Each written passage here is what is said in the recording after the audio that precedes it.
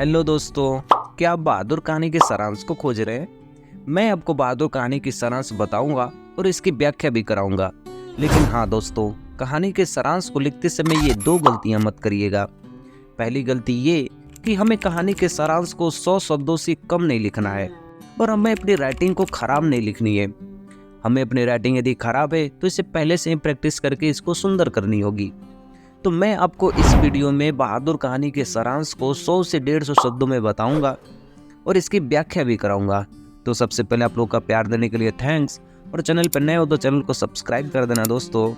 तो एक पेन और कॉपी लेके बैठ जाइए और सभी की व्याख्या साथ साथ मेरे लिखते रहिएगा, ठीक है? तो कहानी के हमारे मुख्य पात्र हैं बहादुर, लेखक अमरकांत, उनकी पत्नी उर्मिला और उर्मिला का बेटा किशोर।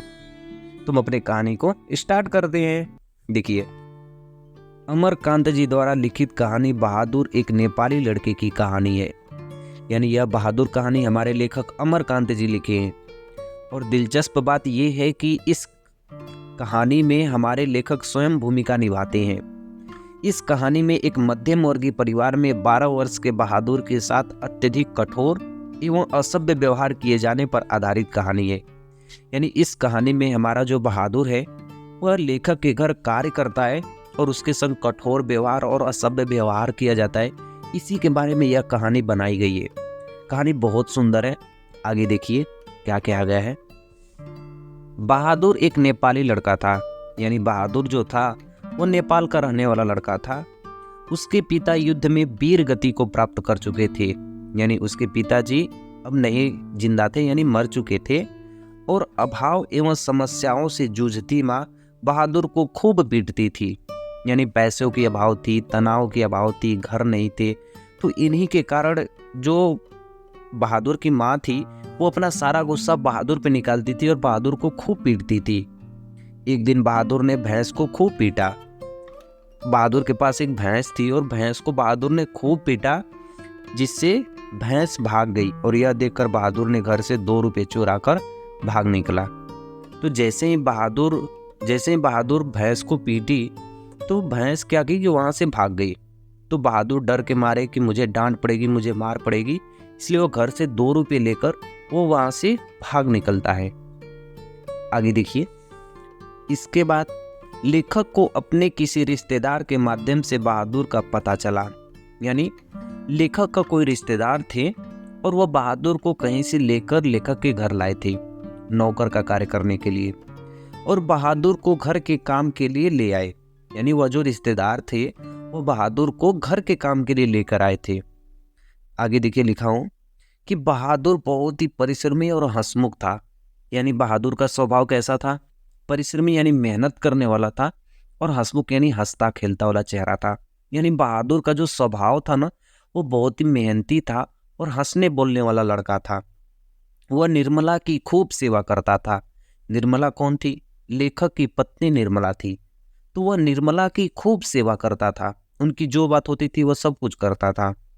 लेकिन प्रारंभ में बहादुर की खूब अवगाहत की गई। प्रारंभ में बहादुर की सभी कामों को लोग पसंद करते थे। अवगाहत यानी सब लोग उसके कामों को पसंद करते थे। वो जो भी कहता था, जो भी बोलता था, सब लोग उसको सुनते थे। लेकिन बाद में दिन बीतने के बाद उसके में कमी आने लगी। यानी जैसे जैसे वो सबके करीब जाने लगा ना, तो सबको दिन प्रतिदिन कमी लगने लगी। अब जब एक बार किसी व्यक्ति में कमी लगने लगती है ना, तो हमें बार बार उसमें कमियां दिखती है। इसलिए बहादुर को भी बार बार लोग उसमें कमी ही देखते थे। आगे देखिए, लेखक की पत्नी किशोर। किशोर कौन था? लेखक का बड़ा बेटा का नाम किशोर था। तो लेखक की पत्नी किशोर तो मानो बहादुर को पीटने के लिए बहाने ढूंढते थे। यानी उसकी बस कमियां ही जैसे पता चलती थी उसको खूब पीटते थे ये लोग। लेकिन बहादुर बेचारा चुपचाप बैठ के उनकी पिटाई को सुन लेता था और बहादुर का मन अत्यधिक उदास रहने लगा। अब किसी को इतना पीटेंगे तो वो तो उदास रहेगा ही ना।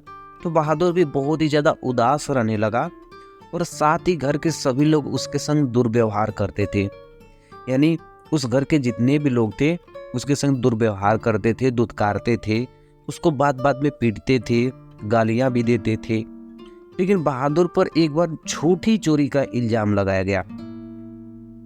तो तो बहादुर पर लेखक के रिश्तेदार चोरी का इल्जाम लगा देते हैं और उसको पीटने के साथ साथ अपमानित भी किया गया। यानी बहादुर को पीटा भी गया और अपमानित भी किया गया और गाली भी दिया गया उसको। तो इस कारण बहादुर ना अपमान के कारण बहुत ज़्यादा दुखी हो गया और उसके बाद तत्पश्चात वो अपना घर छोड़ के चला जाता है। यानी लेखक के घर में जब बहादुर आता था ना, वो अपना सारा सामान वहीं पे छोड़ के बहादुर वहाँ से चला जाता है और तभी घर के सभी लोग उसे ढूंढने लगते हैं। जैसे ही बहादुर वो लेखक का घर छोड़ के चला जाता है तो सभी लोग उसको ढूंढने लगते हैं कि कहाँ गया। अब किसी को इतना दुख तकलीफ कोई देंगे तो वो बेचारा कैसे वहाँ पे रहेगा।